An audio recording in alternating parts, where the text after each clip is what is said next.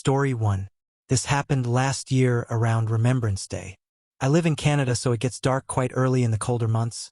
Me and friends were hanging out at this park near where we live. After about 3 hours or so, 3 of them went to the school to play basketball also near where we live. I stayed back at the park with the others, and again it was quite dark, so by the time I started heading home it looked like it was already 10 o'clock. Well, while I was walking home, I saw a group of people walking towards me. When I got closer, I realized it was the 3 friends who originally branched off and went to the school earlier. As I got closer, I realized something was wrong. They were scared. Crying almost. They told me they saw a burnt woman in the school window. I, obviously very confused, responded with, "What?" And they repeated they saw a burnt woman in the window of the classroom. One of them said he was climbing on one of the storage boxes we had out there for construction, and he looked in the window and there was the burnt lady, we called it. He said her skin was all red and looked slimy, like a burnt flesh look. They said when they looked at the burnt lady, she closed the blinds. At this point I thought for sure they were playing a prank on me, but then I thought I've known these boys for years and I've never seen them be even close to crying. So me, still a bit skeptic about this whole thing, walked them all home. So I had to walk home alone, and of course to get home I have to walk through the school's pathway up to the actual school. As I walking I noticed all the lights were on, which in all of my 9 years of going to that school I've never seen all of the lights on after school hours. It's quite a long path up to the building. When I finally reach the building I still think it's a prank, so I walk up to the window. The burnt lady was spotted in not so close up though, leaving a good amount of distance. I look in and there she is. She looks at me and tilts her head, then shuts the blinds close. After that I ran home and called my mom to tell her about what had just happened.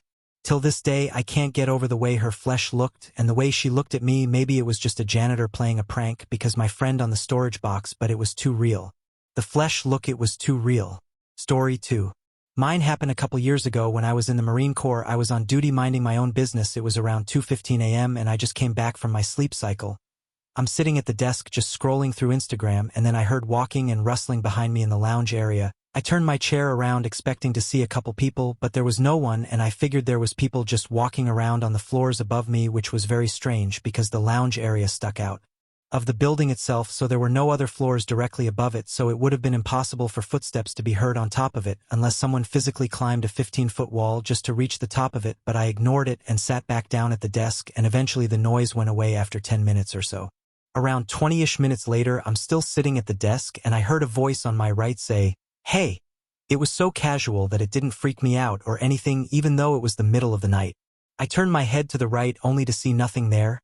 I stood up and looked down both hallways, around the desk, and I checked the lounge area.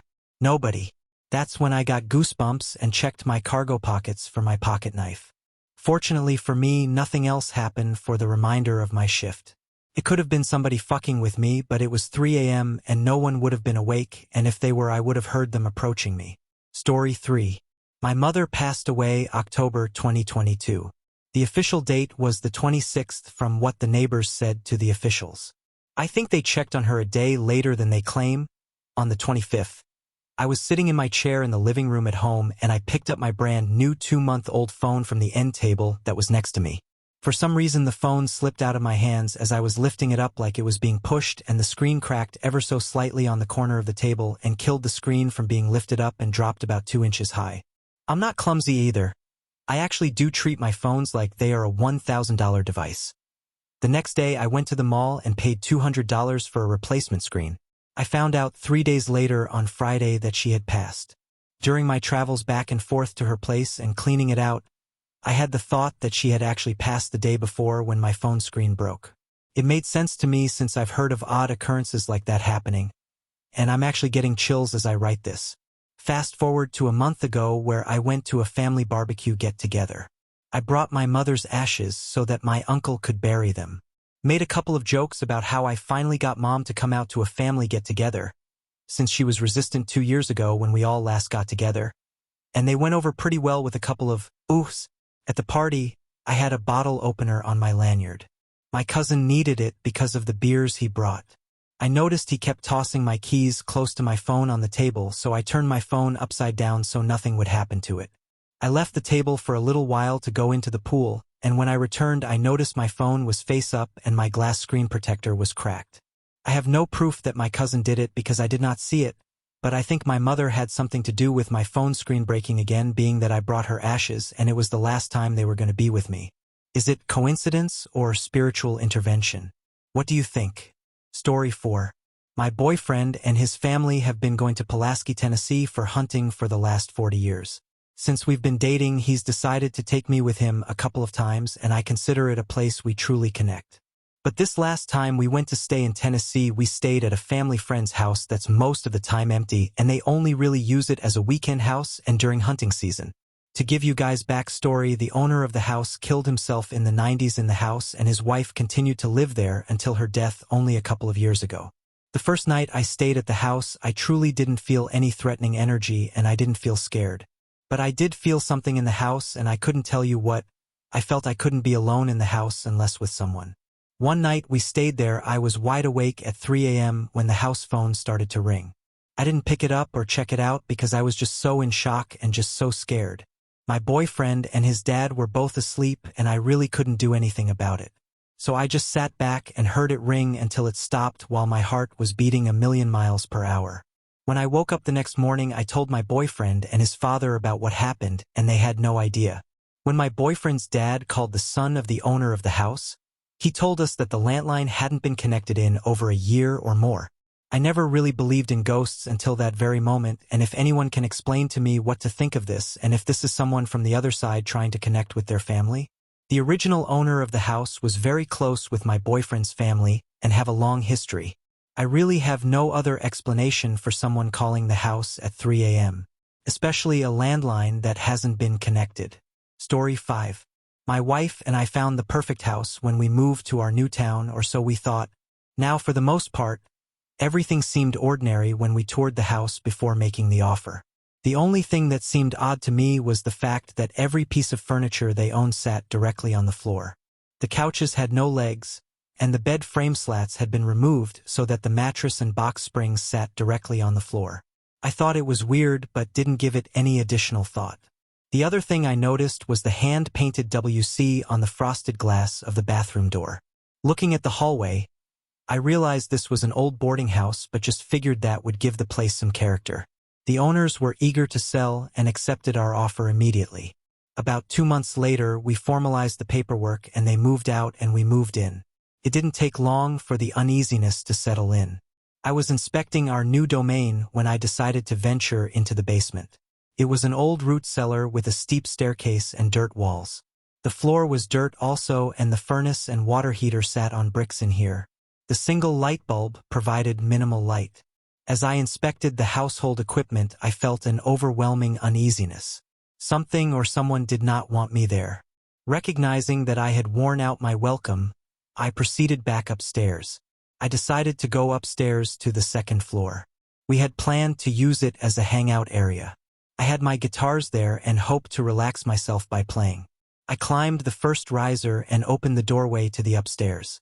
About halfway up the second riser, I heard a door creak open. My hair stood on end as I was home alone.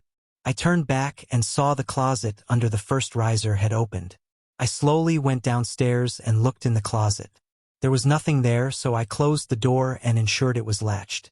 I then proceeded back up the stairs, and again as I was ascending the second riser, the door slowly creaked open. I didn't turn around this time and ascended the remaining stairs. I shut and locked the door at the top of the stairs and threw on my headphones. I began playing my electric guitar and lost track of time. After about an hour, I nearly jumped out of my skin when my wife tapped me on the shoulder to get my attention. She laughed and asked why I was so jumpy. I described my experience and she laughed. My wife had never had a paranormal experience and therefore didn't believe me. Something about her laughter upset me, so I decided I would show her. I led her downstairs into the basement where she too felt the uneasiness. That's when she asked me what the carvings were. I'd never seen them before, nor had I ever seen anything like them. If I had to guess, they were Norse, but I don't know much about that kind of stuff. Dinner was calm, and the rest of the evening seemed normal for the most part. We watched TV without issue. It wasn't until after we had both showered that my wife mentioned the uneasy feeling as though you were being watched. I admitted that I had felt it too. We discussed the possibility of asking our pastor once we found a church to come bless the house and ward off any evil spirits. We kissed goodnight, and I laid down to go to sleep when my wife said she had forgotten her reading glasses on the bathroom vanity. She stood up to go to the bathroom when suddenly I heard her scream and then hit the floor with a thud. I watched in horror as she cried out as she was pulled under the bed. I grabbed her hand and tried to pull her back but watched her body go limp and her eyes lifeless as she was ripped from my grasp. She disappeared, and for about an hour I heard the disgusting sound of some monster-like creature sloppily crunching away at what I presumed to be her bones. I'm scared shitless and want to cry. My phone is on the dresser across the room and I'm too scared to move. I'm trying to breathe as slowly and cautiously as possible. But deep down I know whatever is down there is waiting for me. I guess now I know why their bed was on the floor. Thanks so much for watching. If you enjoyed this video, don't forget to give it a thumbs up and subscribe to the channel for more content like this. Hit the notification bell so you're always updated when we post new videos. I'd love to hear your thoughts. So drop a comment below and let me know what you think. And if you have any suggestions or any stories that you guys would like me to share for future videos, feel free to share those too. See you next time.